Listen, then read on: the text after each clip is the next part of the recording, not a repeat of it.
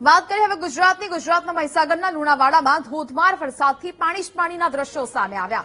ભારે વરસાદના પાણી ભરાતા અનેક ગામડાઓ સંપર્ક વિહોણા બન્યા છે. અન્ય જિલ્લામાંથી આવેલા 300 થી વધુ લોકોનું રેસ્ક્યુ કરવામાં આવ્યું છે. જિલ્લા વહીવટીતંત્રએ તમામ લોકોનું ટ્રેક્ટરની મદદથી રેસ્ક્યુ કર્યું. સુવા ગામમાં જવાના તમામ માર્ગો પર વરસાદી પાણી ફરી વળ્યું છે.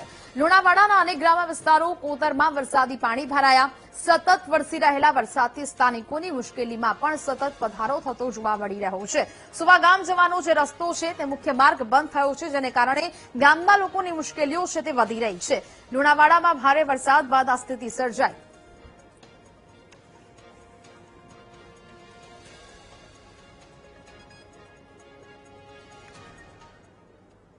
મહીસાગર જિલ્લામાં મુશળધાર વરસાદથી નદી નાળા છલકાયા છે. લુણાવાડાની જીવાદોરી સમાન પાનમ નદી બે કાંઠે વહી રહી છે.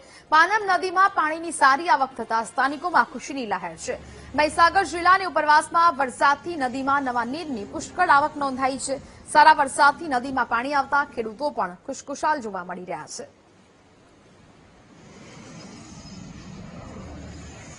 વરસાદ વરસતા પાણીની આવક નોંધાઈ રહી છે. જિલ્લામાં મુશળધાર વરસાદ નોંધાયો છે, જેને કારણે ખેડૂતોમાં આનંદ જોવા મળી રહ્યો છે. મહીસાગર જિલ્લાની ઉપરવાસમાં વરસાદી આવક વધી છે. નદીમાં નવા નીરથી પુષ્કળ આવક નોંધાઈ.